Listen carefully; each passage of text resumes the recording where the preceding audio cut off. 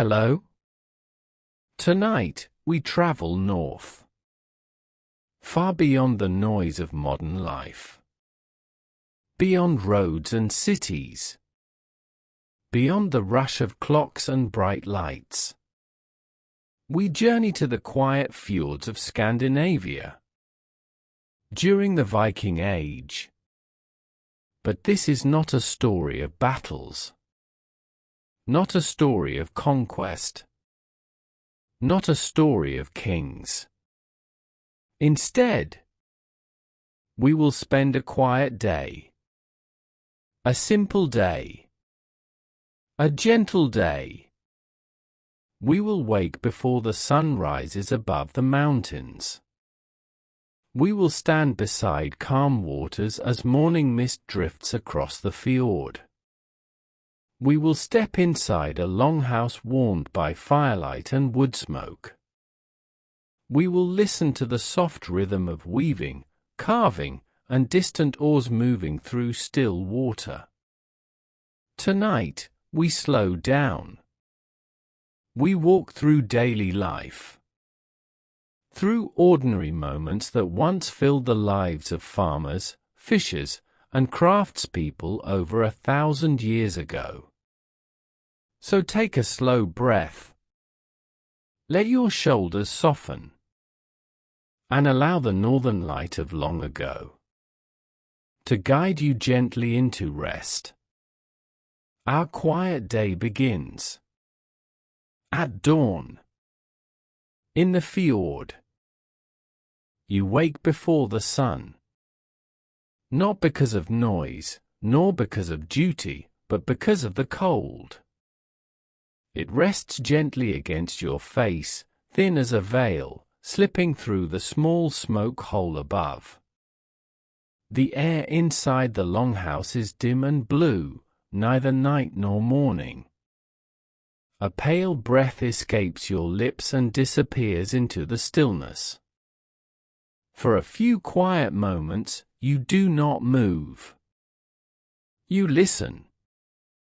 The world beyond the wooden walls is not silent, it is simply distant. Somewhere outside, the fjord breathes. The water presses softly against the stones. A faint wind moves down from the dark hills and brushes against the turf roof. Timber creaks as it settles, slow and patient. You lie beneath layers of wool and fur. The scent of sheep's wool, wood smoke, and earth surrounds you, familiar, grounding. Around you, others still sleep. You hear slow breathing, a quiet shift of straw bedding, the gentle exhale of a child turning over. The fire at the center of the longhouse has almost gone out. Only a dim red glow remains beneath the ash. You sit up slowly. The longhouse stretches into shadow on both sides, its curved wooden ribs arching overhead like the inside of a great wooden ship. Along the walls rest shields, tools, woven baskets, and hanging cloaks. Everything has its place. Nothing is wasted here. You pull your wool cloak around your shoulders and rise carefully, your bare feet meeting the packed earth floor. It is cold, but not harsh. You have known harsher mornings. Crossing the quiet hall, you kneel beside the hearth.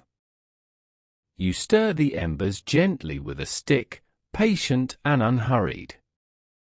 A faint glow answers you. You add a small curl of dry birch bark, then a thin piece of split wood. You lean close and breathe softly. The flame returns without complaint. A thin ribbon of smoke lifts upward, threading toward the opening above. The sun has cleared the highest ridge now. Its light stretches further across the fjord, touching the far slopes where thin birch trees shimmer in pale gold.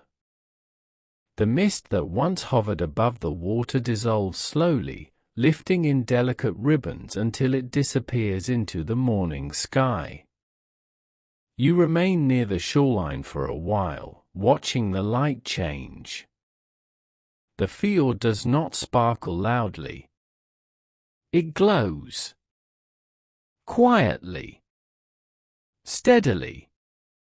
As if light belongs here, as if it has always belonged here.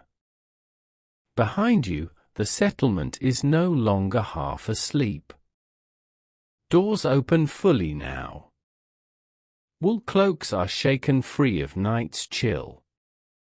Wooden buckets are carried toward the stream.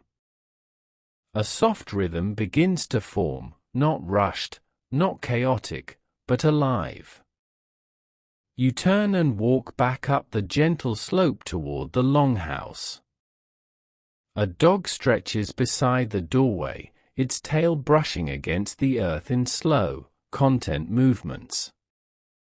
It looks at you with mild curiosity, then lowers its head again, satisfied that nothing urgent is happening. Inside, the warmth has deepened. The fire burns with steady confidence now, its crackle no longer hesitant. Smoke rises in a pale column toward the opening above, carrying with it the scent of birchwood and faint peat. The loom near the far wall is no longer still. A woman sits before it, her feet pressing rhythmically against wooden pedals. The threads tighten and release. The shuttle moves back and forth with patient precision. Each motion produces a soft wooden tap, gentle, repetitive, almost meditative. You pause to listen. There is something calming in repetition. In knowing that the same motion performed yesterday will be performed tomorrow. That the cloth growing slowly beneath skilled hands will one day warm someone against winter winds. Near the hearth, an older man sharpens a small blade. Not a sword. Not a weapon for glory. A utility knife. For carving. For shaping wood. For daily tasks. The whetstone slides along the metal in slow, careful strokes. The sun now stands fully above the ridgeline. Its light no longer creeps, it rests confidently across the settlement, warming turf roofs, wooden beams, and the open stretch of water beyond. The fjord has shifted from pale silver to a deeper blue, reflecting the sky with quiet loyalty. You stand near the edge of the clearing, feeling the warmth settle into your shoulders. Morning has matured. Not rushed. Not loud. Simply unfolded. From the direction of the longhouse comes the steady rhythm of daily work, not chaotic, but layered. The loom's soft wooden tapping continues inside. Outside, somewhere near the smaller storage shed, wood meets wood in hollow, careful knocks. You turn toward the sound. Near the side of the longhouse, a man sits on a low stool with a length of driftwood resting across his knees. Beside him lies a small collection of tools, a knife, a curved carving blade, a smooth stone for polishing. He works slowly. There is no pile of finished objects beside him, no sense of production. Only a single piece of wood gradually becoming something shaped by patient hands. You step closer. The wood is being carved into the curved handle of a small tool, perhaps a ladle, perhaps part of a chest. Its surface is already smoothed in places, the grain visible like faint rivers running through pale earth. Each cut of the blade is deliberate. Shavings fall softly to the ground, curling into delicate spirals at his feet. The scent of fresh wood rises into the air, clean, slightly sweet.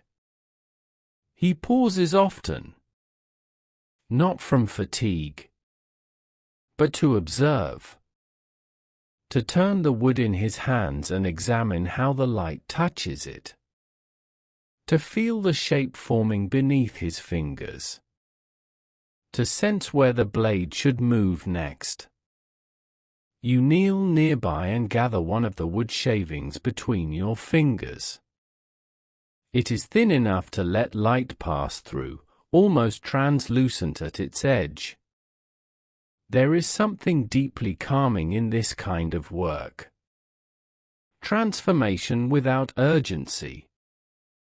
The sun has climbed high enough now that shadows gather close beneath wooden beams and along the base of the longhouse walls. The light is no longer golden and delicate. It is clear, honest, steady. You feel it fully on your shoulders as you rise from the flat stone near the shoreline. The fjord has shifted again, no longer shimmering softly as it did at dawn, but holding a deeper, brighter blue.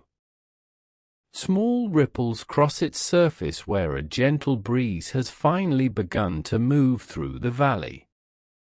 It is not a strong wind, only enough to remind you that the air is alive. You look toward the small fishing boat in the distance. It has stopped rowing.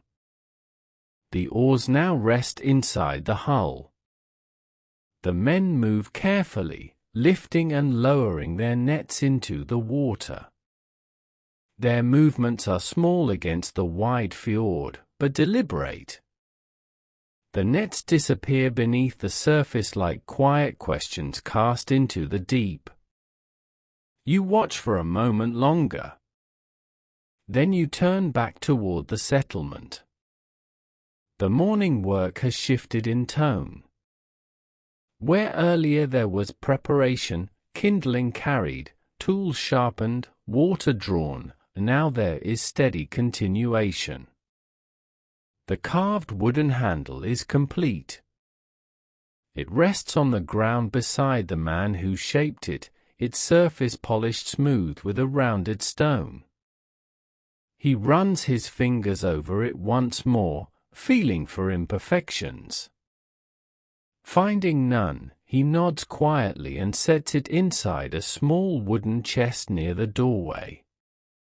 The women who repaired the nets now sit in the sun, their hands briefly resting in their laps. One leans back slightly, closing her eyes against the warmth. The other tilts her face toward the sky, breathing deeply. You walk past them slowly. No one rushes to the next task. There is a rhythm here that does not divide the day into strict measures. Work flows into rest. Rest flows back into work. Near the animal pens, you see movement. The sheep have spread further across the grazing field. You step back inside as the brightness of late morning settles fully over the fjord. Outside, the air is clear and gently warm. Inside, the longhouse holds a different kind of light. It is softer here. Filtered. Firelit. The doorway curtain falls closed behind you, muting the brightness of the outside world. For a moment, your eyes adjust. The interior feels like the inside of something living, something breathing slowly. The longhouse stretches long and low, its wooden ribs curving overhead like the hull of an overturned ship. Each beam has been shaped by hand, fitted carefully into place without haste. The wood carries the scent of pine and oak, mixed with smoke that has darkened the upper rafters over many seasons. At the center, the hearth glows steadily. Not roaring. Not flaring. Simply burning with quiet certainty. The smoke rises in a thin, patient column toward the opening in the roof. Light from above filters down through it, turning it silver for a moment before it disappears. You move closer to the fire. The packed earth floor beneath your feet is warm near the hearth and cooler toward the edges of the hall. Along both sides of the longhouse are raised wooden platforms layered with straw and wool blankets, places for sleeping, resting, and quiet conversation. This is not only a shelter. It is a world contained within timber walls. Near the fire, a woman kneels beside a suspended iron pot. The fish brought in from the fjord now simmer gently with herbs gathered from the hills. Steam curls upward in thin spirals. She lifts a wooden spoon and stirs slowly, the surface rippling in quiet circles. The scent is clean and subtle: fish, wild onion, perhaps a hint of thyme dried from the previous summer. There is no rush to eat. The meal cooks at its own pace. Further along the wall, near the narrow slit windows that allow daylight to enter in thin beams, the loom stands fully alive now. The light inside the longhouse has changed. It no longer slips incautiously as it did in the early hours. Now it enters with quiet confidence, streaming through the narrow window slits and the smoke opening above, falling in pale bands across timber and wool and earth. Dust moves lazily in those beams of light. The hearth burns steadily at the center of the hall, its warmth radiating outward in soft circles. The iron pot above it trembles gently as the stew within shifts and sighs. A thin thread of steam rises and disappears into the rafters. You move closer. The scent has deepened: fish, herbs, a hint of barley added to thicken the broth. It is not rich in the way of feasts. It is steady, nourishing, honest. The woman tending the pot lifts the wooden spoon and lets the liquid fall back slowly, watching its thickness. She nods once, satisfied. Around the longhouse, motion adjusts in subtle ways. The loom stands quiet for now. The carved tools have been set aside. The small forge outside has cooled to embers. Work has not ended, it has simply shifted shape. You sit along one of the raised wooden platforms. The straw beneath the wool blankets releases a faint dry scent as you settle. Across from you, a child leans against a timber post, tracing lines in the dust with a fingertip. The older man who earlier polished amber beads now rises and moves toward a low wooden shelf. From it, he lifts simple wooden bowls, each slightly different in shape, each bearing marks of the hand that carved it. No bowl matches another perfectly. And none needs to. He sets them out in a quiet row along a long plank resting atop two sturdy supports, a table in function, though simple in form. The woman at the hearth removes the pot from its hook with careful strength. Another pair of hands steadies it. Together, they lower it gently onto a flat stone near the fire. The surface of the stew ripples once, then settles. You watch as each bowl is filled slowly. The meal has passed. Not abruptly, not with a clear ending, but in the way all things fade here, gently, without sharp edges. The longhouse holds a softer energy now. The fire has settled into a low, steady glow. Its earlier brightness has softened into embers that pulse like a quiet heartbeat at the center of the hall. Occasionally, a thin flame stretches upward, then folds back into itself. You feel the heaviness of food resting comfortably in your body. Around you, movement has slowed. One of the elders leans back fully against a timber post, eyes half closed. Not asleep, simply resting in the warmth. A child curls beside a folded wool cloak, tracing the grain of the wooden floor with absent fingers. Outside, the fjord remains bright, but the light has begun its long, almost imperceptible shift westward. Afternoon has arrived without announcement. You stand and move toward the loom again. The woven fabric has grown longer since morning. Its pattern, subtle stripes of natural wool and faint plant-dyed threads, catches the angled light differently now. The texture seems deeper, more dimensional. You run your fingers gently across it. The surface is uneven in places. Human. Honest. The woman who works the loom nods at you slightly and continues. The shuttle passes through the warp threads with a muted whisper. Tap. Slide. Press. The rhythm is steady, almost meditative. You notice the care in her movements, how she does not rush, how each thread is placed with quiet attention. Cloth here is not disposable. It carries time within it.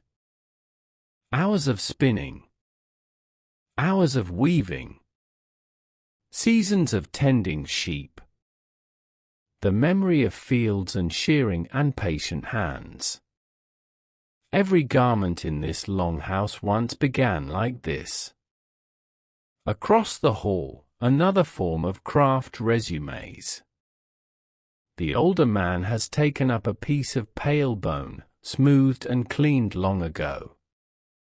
In his hand rests a small knife, sharp but well used. He begins carving the shape of a comb. The afternoon does not end. It thins. The light that once stretched boldly across the fjord begins to soften, turning warmer, heavier, as if touched by honey. Shadows grow longer and less defined, sliding slowly over grass and timber and water. Inside the longhouse, you notice it first on the walls. The beams of sunlight that earlier cut clean lines through the air now fall at a lower angle, illuminating the smoke in golden strands. Dust motes drift like slow-moving stars suspended in amber. The fire senses the change before anyone speaks of it. Its glow deepens. Its warmth feels more necessary. Someone rises quietly and adds thicker pieces of wood to the embers. The new logs catch gradually, releasing a low crackle that folds into the soundscape of the hall. You sit close enough to feel the heat on your face. Across from you, the woven cloth has been carefully rolled and set aside for tomorrow. The bone comb rests near the hearth, awaiting oil and final polishing. The leather pouch now hangs from a wooden peg, complete and sturdy. The day's visible labors are mostly finished. But evening carries its own quiet tasks. You stand and step outside once more. The fjord is transformed. Where earlier it glittered silver, it now glows in muted bronze. The mountains reflect softly, their edges blurred by the descending sun. A low band of light stretches across the water, a path of gold that narrows slowly as the sun lowers behind distant ridges. The air feels cooler now. Not sharply cold, but carrying the promise of night. A breeze moves through the grass with a faint whisper. You hear sheep being gathered somewhere beyond the rise. Soft calls. The steady movement of hooves. Life drawing inward, just as light does. You kneel near the shore briefly and touch the water. It is colder than it was at midday. Clear. Steady. Unhurried. Morning has fully unfolded by the time you step beyond the longhouse. The air carries a brightness that feels clean against your skin, cool, but no longer edged with dawn's sharpness. The fjord lies ahead, wide and patient, reflecting the pale sky like brushed silver. Behind you, the longhouse rests in quiet confidence. Smoke rises in a thin column from the roof opening, dissolving slowly into the air. The scent of hearth fire follows you only a few steps before fading into grass and salt. Today, you walk toward the harbor. Not a harbor of carved stone and towering piers. Not a place of noise or shouting merchants. But a natural curve in the shoreline where boats rest, where wood meets water, where the fjord welcomes those who trust it. The path beneath your feet is narrow and familiar. Pressed earth, softened by seasons of use. Small stones shift gently under your weight, and patches of grass lean away as you pass. You move at an unhurried pace. There is no urgency in this walk. The boats will not depart without you. The tide will follow its own rhythm. To your left, fields stretch in modest patches, barley heads swaying lightly in the breeze. Their movement resembles the surface of water, rippling in quiet harmony. Beyond them, sheep graze calmly, their wool catching the sunlight in pale halos. To your right, the land slopes gently downward toward the fjord. Wildflowers dot the grass in subtle bursts of white and yellow. The scent of salt grows stronger with each step, mingling with damp earth and sun-worn stone. The sky is clear today. A wide blue dome, almost weightless. A gull circles overhead, its call sharp but brief.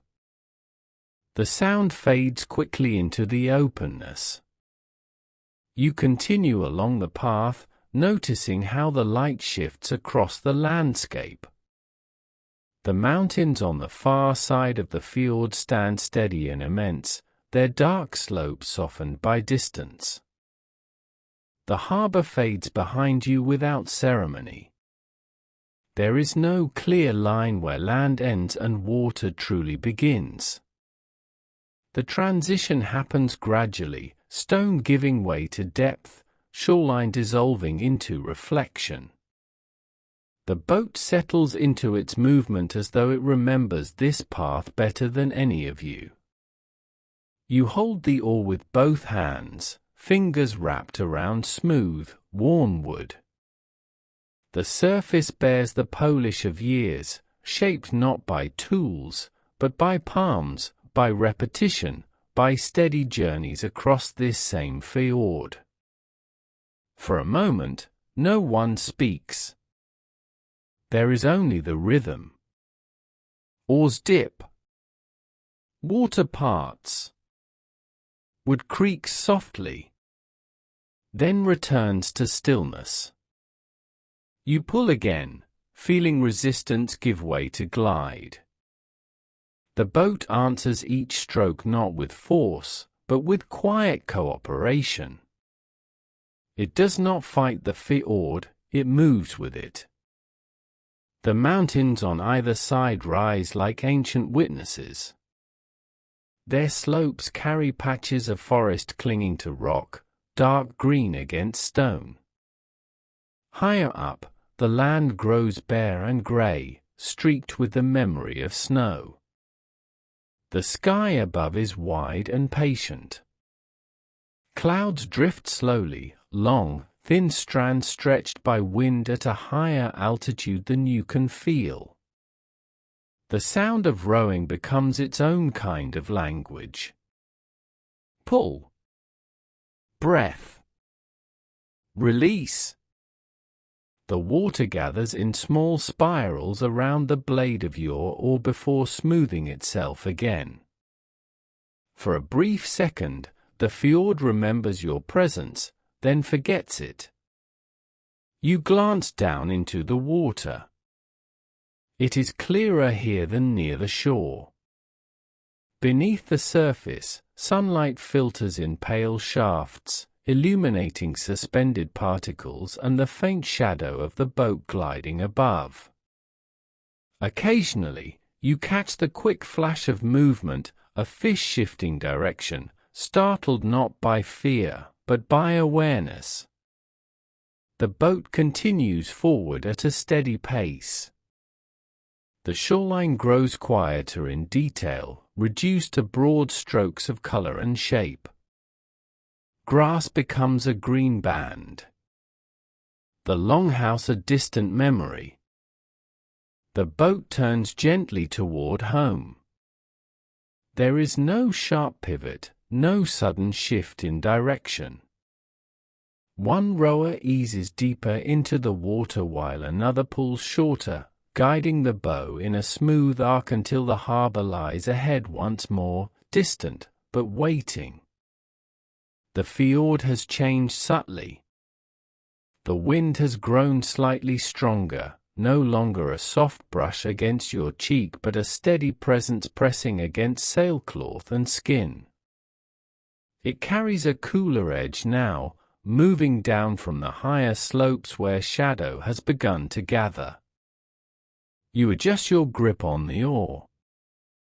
Pull. The resistance feels different than before. Not heavier, but alive. Small ripples run diagonally across the surface, catching the light in fragmented patterns. The mountains no longer reflect as clearly as they did earlier, their shapes now shimmer, broken into moving shards of dark and silver. The sky has shifted too. Blue remains dominant, but a faint wash of warmer color touches the horizon. Afternoon is leaning toward evening, not yet golden, but preparing. You row in steady rhythm with the others. Pull. Release. The sound of blades entering water grows slightly louder as the surface becomes more textured. Tiny droplets scatter with each lift, cool against your hands. No one speaks. There is no need. Each of you senses the subtle change in weather and light. It is not threatening. Only transitional. A seabird glides low across the water ahead of you, wings nearly brushing the surface. It rides the wind without effort, tilting slightly as currents shift. For a moment, you imagine what the fjord looks like from above, the boat a narrow line cutting across a vast sheet of shifting blue. Behind you, the rocky outcrop has already faded into the broader shape of the mountainside. The nets rest unseen beneath the water, continuing their patient work. You glance toward the shoreline. It grows clearer with each stroke. The boat rests fully on land now. Water withdraws from its hull in thin, shining lines, dripping from the overlapping planks and darkening the stones beneath. The fjord continues its quiet motion behind you, but here at the edge of shore, everything feels steadier. The wind has softened again. Not gone, only gentler. It carries the scent of salt and cooling grass, mingled now with something warmer drifting from inland, smoke from the hearth, faint but unmistakable. You stand beside the boat for a moment, allowing your body to settle after the rhythm of rowing. The subtle rocking you carried within you begins to fade. The earth feels solid beneath your boots, dependable and unmoving. Around you, the harbor glows. The sun has begun its descent behind the mountains, and its light stretches low across the water. What was once silver has turned to muted gold. The surface of the fjord catches this glow and scatters it in long, trembling paths. Each ripple becomes a thread of light. Each small wave carries warmth at its crest. You bend to lift the wooden container holding the fish. The weight is modest, enough to feel earned, not enough to strain. Another figure carries the folded sail toward a dry space beneath an overhang of timber near the shoreline. The nets are brought closer to inspect one final time before evening. You kneel on the stones, spreading a section of net across your lap. The fibers are rough but familiar. Your fingers move automatically, checking knots, feeling for weaknesses. There are near the edge, the small tear you noticed earlier. You retrieve a bone needle and a length of cord kept in a small pouch tied at your belt. The light is still strong enough to work comfortably, but it is warmer now, deeper. You thread the cord carefully. In. Through. Pull tight. The net responds to your touch, its shape restoring itself under patient hands. The sun stands high now. Not at its peak yet, but strong enough that shadows shorten and colors grow bolder. The fjord behind the settlement reflects a brighter blue, and the air carries a steady warmth that settles on your shoulders without weight. You step away from the longhouse once more, leaving behind the steady pulse of the hearth. The scent of smoke lingers faintly in your hair and clothes, but it thins quickly as you move into open air. Midday is not dramatic. It does not announce itself with change the way dawn does. It simply arrives, and with it, work that belongs to light. The fields stretch before you in modest patches bordered by low stone edges and woven fences. Barley heads bow gently in the breeze, their pale green now touched with hints of gold. Beyond them, darker strips of earth lie freshly turned, waiting for seed or tending. The ground beneath your boots feels dry and warm. Small insects hum in the grasses, invisible but present. A bee drifts lazily between wildflowers near the fence line. You walk toward a section of field where the soil has cracked slightly under the steady sun. A wooden rake leans against a post nearby, its tines worn smooth from years of use. You lift it. The handle fits naturally into your grip. There is no urgency here, only maintenance. You move along the rows slowly, breaking the thin crust of hardened earth so moisture beneath can breathe. The rake scrapes softly across the surface, creating small ridges and channels. Step. Pull. Shift. The rhythm is steady and physical, yet not exhausting. Your body finds its pace quickly. The sun warms your back, and a faint line of sweat forms at your brow. Around you, others work in similar quiet patterns. One kneels to remove weeds from between young plants, fingers steady and careful not to disturb roots. Another repairs a small section of fence where a sheep has pressed too firmly. There are no shouted instructions. Each person knows their task. The sun now stands at its highest point. There is no higher it will climb today.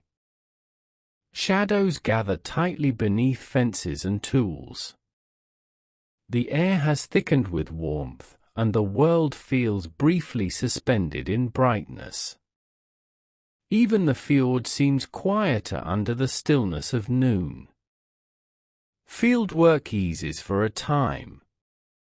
The soil has been turned, the young plants watered, the fence reinforced. What remains now are the tasks that wait for strong light and patient hands, the work of wood and iron. You carry the rake and bucket back toward the settlement. The path slopes gently downward, and the warmth radiates up from packed earth beneath your boots. Your shoulders ache faintly, not painfully, but with the honest weight of effort.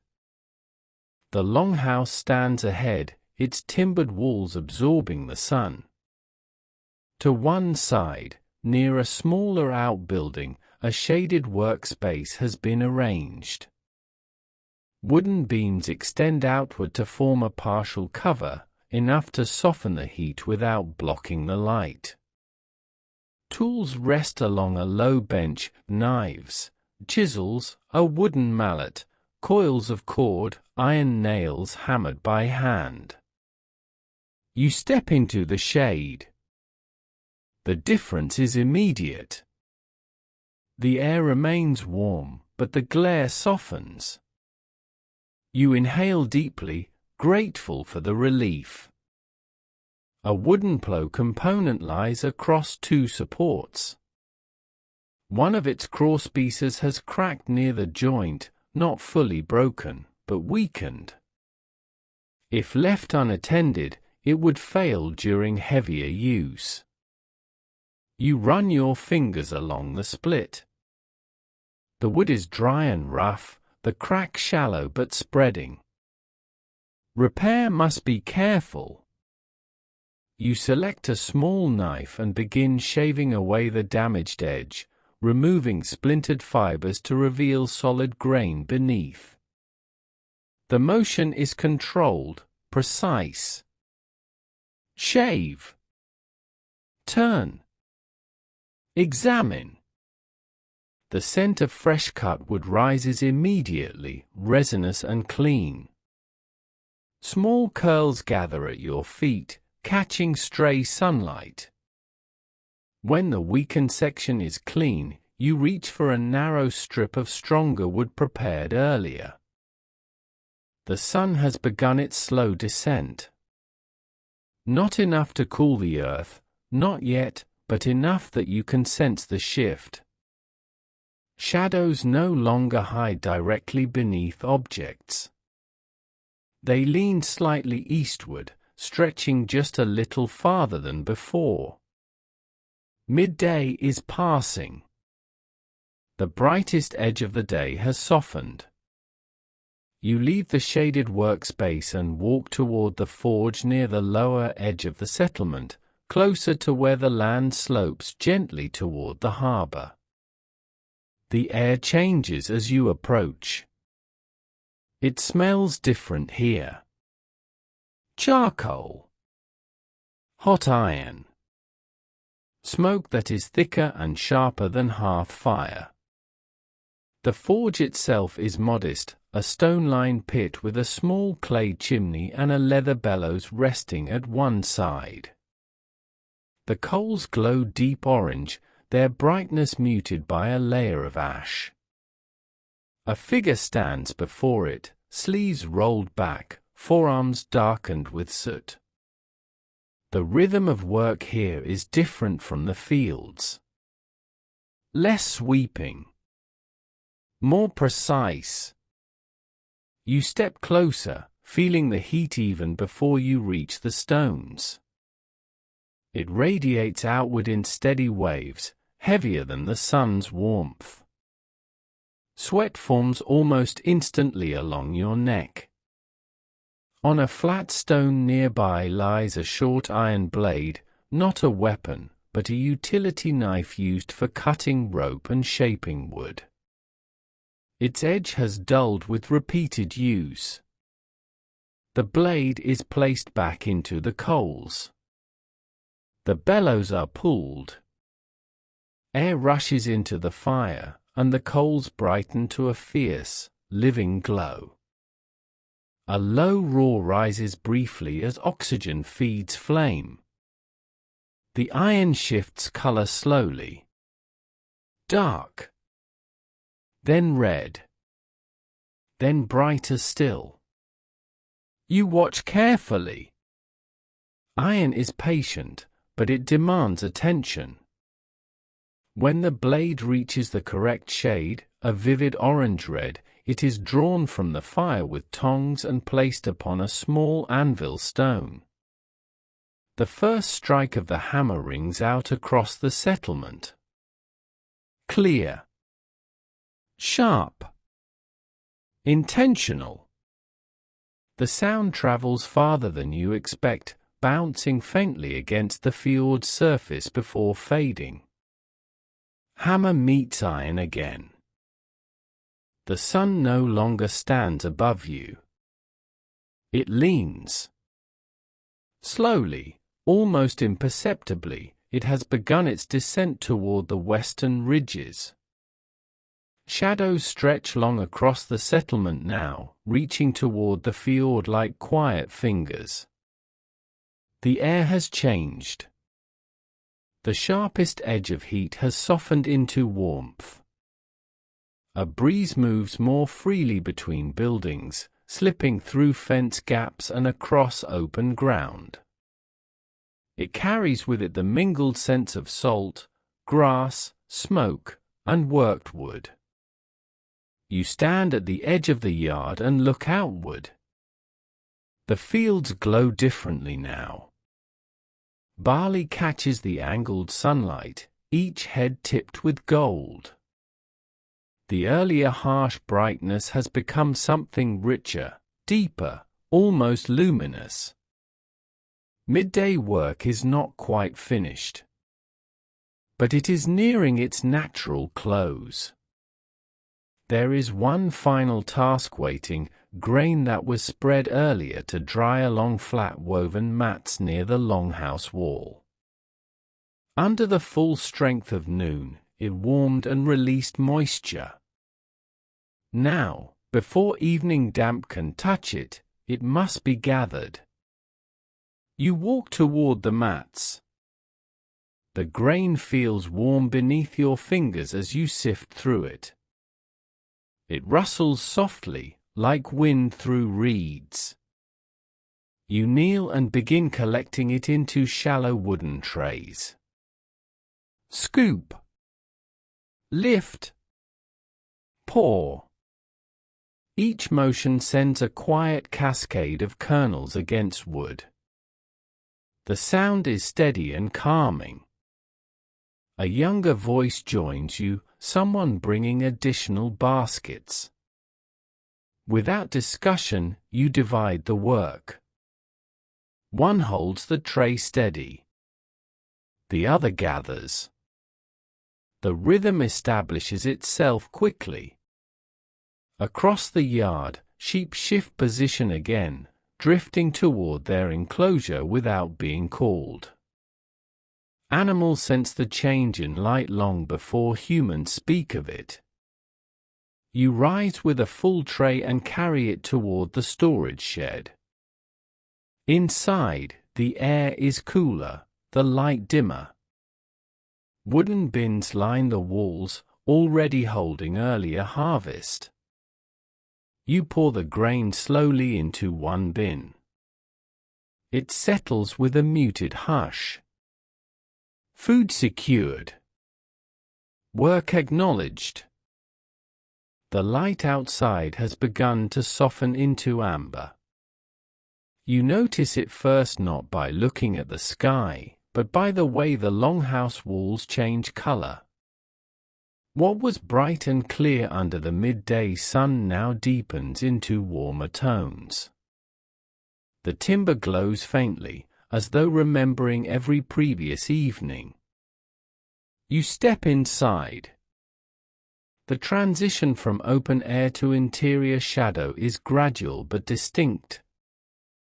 For a moment, your eyes adjust. The scent of smoke, always present here, feels richer now, layered with cooking broth, warm bread, and drying wool. At the center of the longhouse, the hearth waits. Its embers are not extinguished. They never fully are. Beneath a pale crust of ash, orange breath remains, quiet, patient. You kneel. With a small iron poker, you disturb the ash gently. Beneath it, color awakens. Faint sparks pulse brighter as air reaches them. A few carefully placed pieces of split wood rest beside the hearth. You choose the driest first. Its surface is pale where it was recently cut, resin caught in thin lines along the grain. You place it across the embers, not directly smothering them, but inviting them. A second piece follows, angled to allow air to move between. Then you lean close and blow softly. The ash stirs. A thread of smoke rises. The ember shifts from dull red to bright orange. Then flame. It begins small, almost fragile, licking along the underside of wood before retreating, then returning stronger. You sit back on your heels and watch. Evening firelight does not rush. It builds. The longhouse responds slowly to its return. The shadows along the rafters shift as flame strengthens. Carved beams and hanging tools emerge from darkness in flickering patterns. Someone passes behind you, carrying a clay pot. The liquid inside sloshes gently. It is lowered carefully onto a suspended iron hook above the growing flame. Soon the stew will warm again. The fire has settled into a steady rhythm. Flames no longer leap unpredictably. They move with intention now, rising and folding back upon themselves in slow patterns. The wood has caught fully, its structure beginning to soften at the edges where heat consumes it. Inside the longhouse, the light has changed everything. What daylight once revealed evenly, firelight now reveals selectively. Faces emerge in warm amber tones. Shadows carve gentle lines beneath cheekbones and along brows. Eyes reflect small, shifting stars. You sit cross-legged near the hearth, feeling heat along one side of your body while the other remains in softer shadow. The balance is comfortable, warmth without suffocation. The stew has been served. Wooden bowls rest empty beside boots and benches. The scent of herbs lingers in the air, blending with smoke and wool. Outside, twilight deepens. Through the doorway, the fjord is now a darker mirror, reflecting a sky that has begun to surrender its blue. A faint band of pale gold rests near the horizon, thinning with every passing breath. Inside, conversation begins to stretch. Not loud, not urgent, but more expansive. Someone across the hearth adjusts their seat and begins recounting a memory from earlier seasons, a harvest when rain came too late and patience proved stronger than fear. The story unfolds without performance. It is told simply, woven into the quiet crackle of flame. You listen. The fire punctuates certain moments, sending a small cascade of sparks upward as if agreeing. Hands move unconsciously while listening, mending cloth, braiding thin rope, carving a small piece of wood. Evening is not idle. It simply changes pace. You pick up a small wooden cup and turn it slowly in your fingers. Its rim is uneven, carved by hand years ago. You remember smoothing its edge yourself, sanding it with rough stone until splinters no longer caught skin. Now the surface is polished by time. Night has fully taken the fjord. There is no trace of gold left beyond the doorway now. Only darkness laid upon darkness, softened by the faint shimmer of distant stars. The mountains across the water have disappeared into silhouette, their presence sensed more than seen. Inside the longhouse, the fire no longer leaps. It breathes. Flames have lowered into a steadier glow. The wood that once cracked sharply now collapses inward with softer sounds, a shifting of structure, a quiet surrender into ember. The air feels thicker, warmer, more enclosed. The cloth hung at the entrance moves only slightly now. Outside wind has settled, and what remains is a deep, surrounding stillness. You sit closer to the hearth than before, not out of necessity but instinct. The warmth against your shins is gentle, no longer intense. Your hands rest loosely in your lap, fingers marked by the day's work. Across from you, someone stirs the coals lightly with the poker, ensuring they remain alive through the night. Sparks rise briefly, small and delicate, before fading into shadow. The room has changed. Earlier, it held conversation. Now, it holds presence. Voices have grown quieter. Words are fewer. Some lean back against the walls, eyes half closed.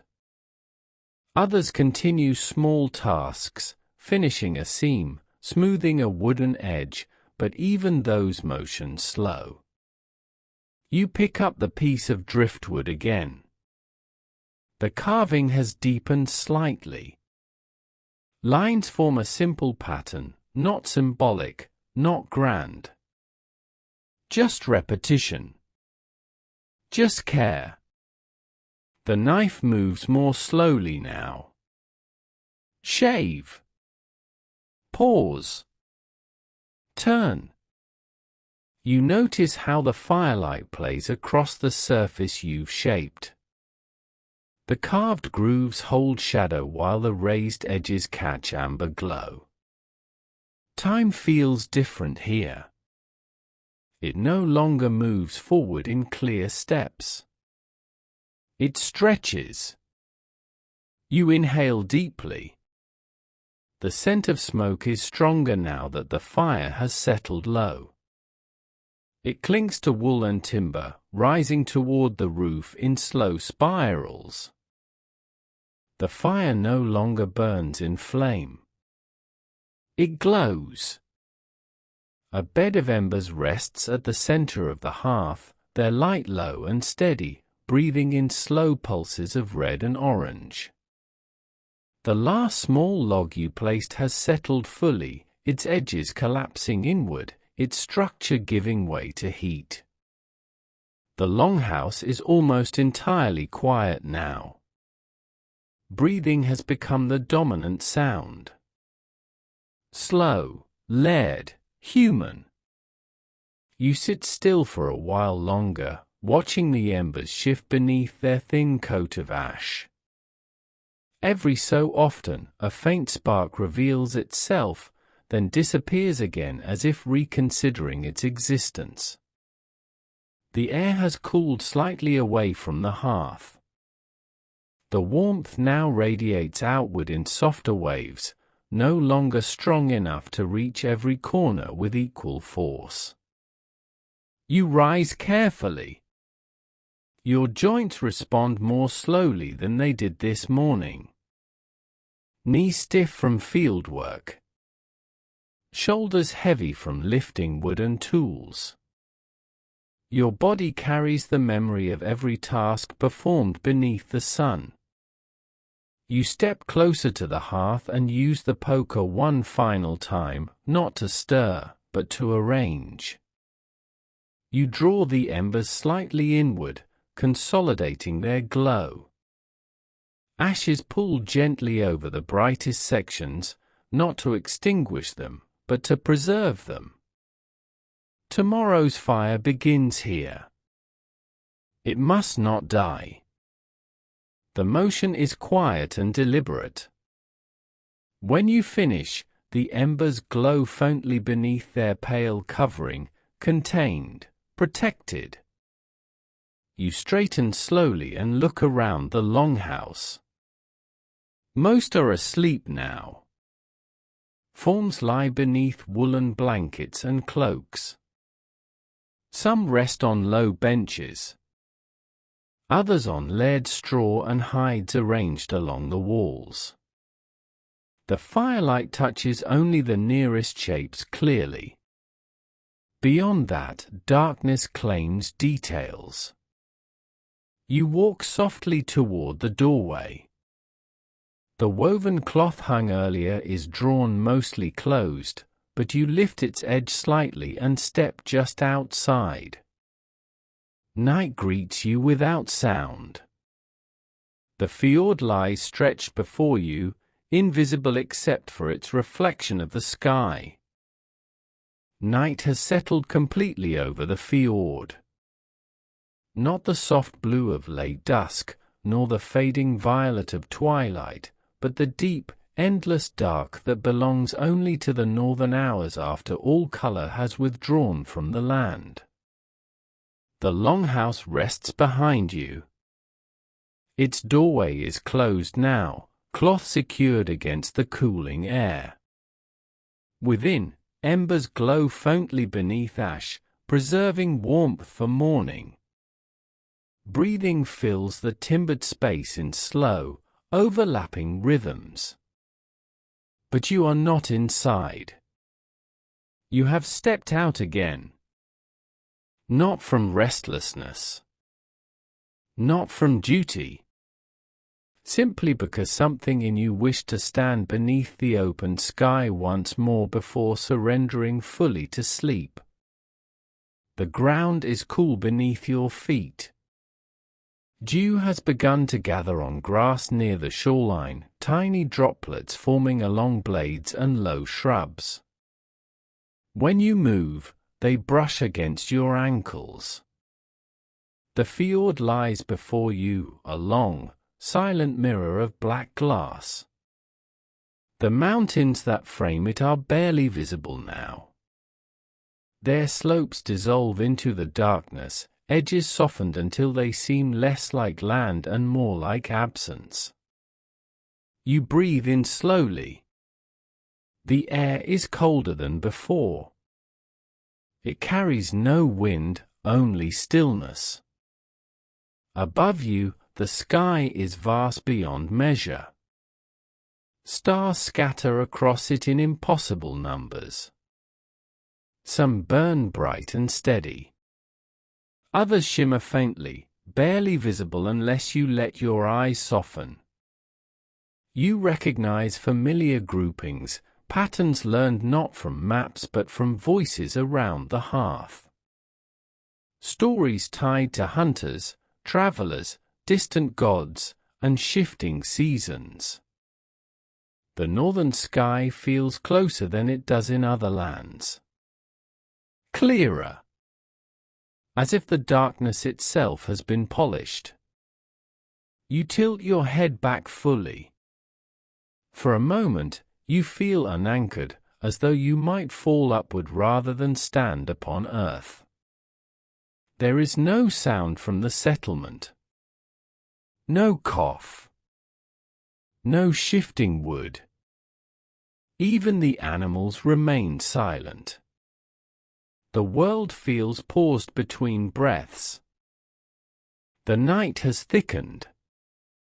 Not darker, for darkness has already claimed the land, but denser, as if the hours themselves have weight. Inside the longhouse, sleep has settled fully. Breathing fills the space in layered rhythms, slow, uneven, human. Someone shifts beneath wool. Another exhales sharply and falls still again. The sounds are small, intimate, enclosed by timber and earth. The embers in the hearth no longer glow openly. They hide. A faint red pulse lives beneath ash, barely visible unless watched carefully. Their warmth lingers close to the stones, rising gently before dissolving into cooler air near the roof beams. You are asleep.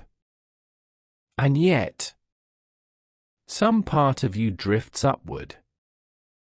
Not fully awake. Not fully dreaming. Suspended.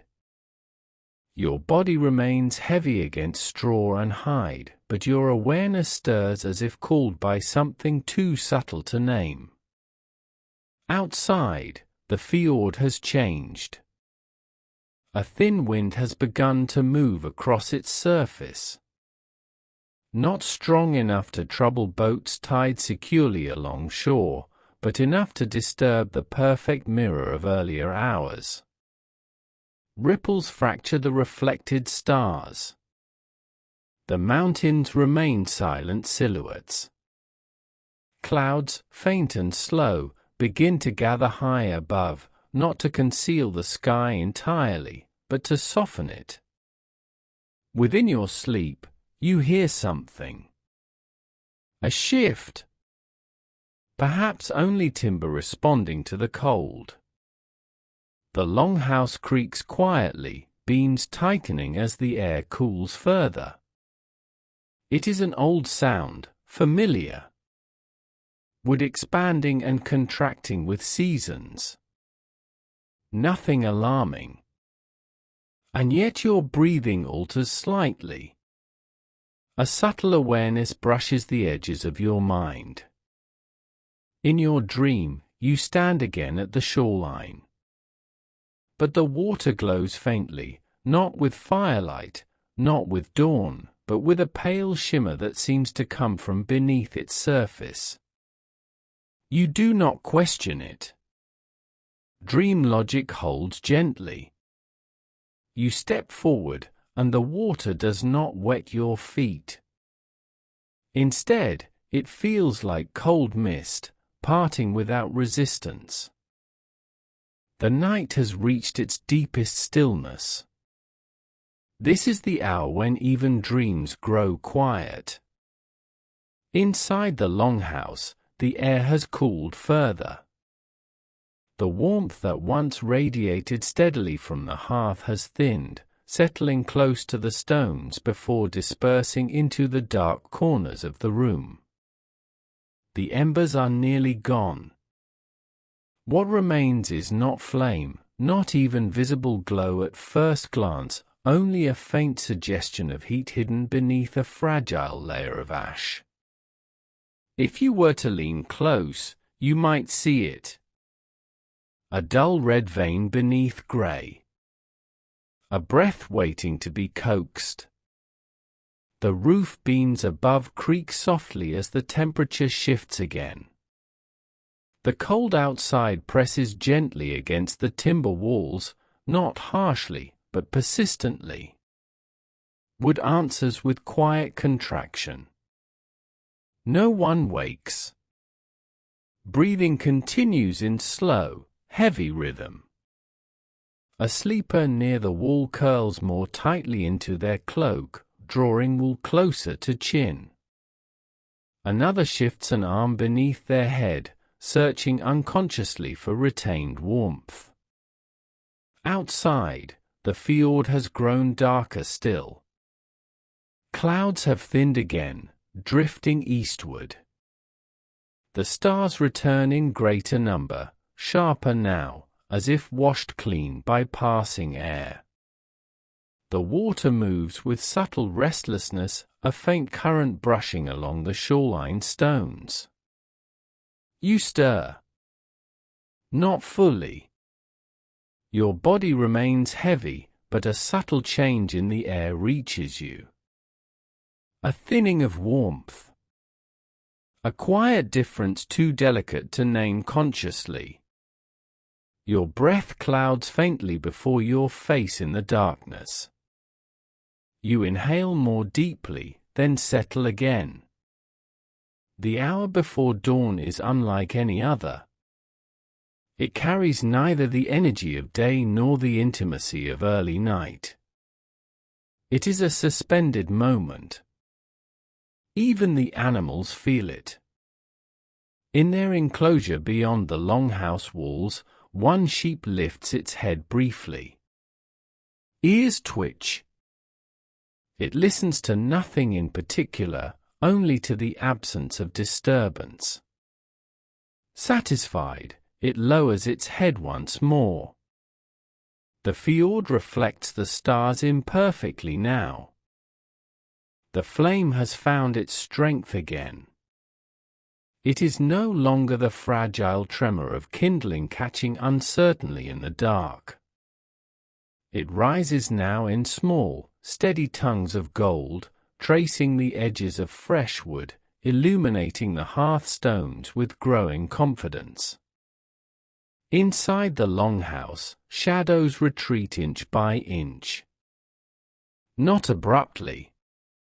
Not dramatically. But with the quiet certainty of something inevitable. The cold that pressed so firmly against the walls an hour ago has loosened its hold. The air still carries chill, but warmth begins to gather once more near the center of the room. You remain seated by the hearth.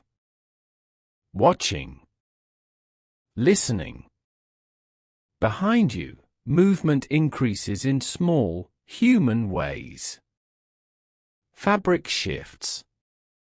Someone sits upright slowly, drawing a cloak tighter around their shoulders before extending hands toward the returning fire. No one speaks yet.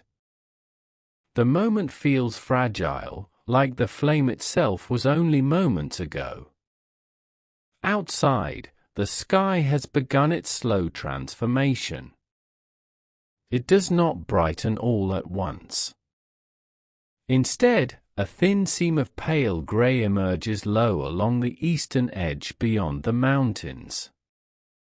It is subtle enough that it could be mistaken for imagination. But it widens. Gradually. The stars nearest the horizon soften first. Their sharp points blur, then fade one by one into the growing light. Higher above, the brighter constellations remain, stubborn and clear. The fjord begins to change. Its surface, once black as polished stone, shifts toward a deep blue, almost imperceptible at first. The reflections of stars fragment, then vanish as the sky lightens. The water does not grow brighter. It becomes visible. You rise slowly and move toward the doorway. The woven cloth is cool beneath your fingers as you lift it aside. The air outside greets you with clarity, cold but gentler than before. The world stands in suspension between night and morning.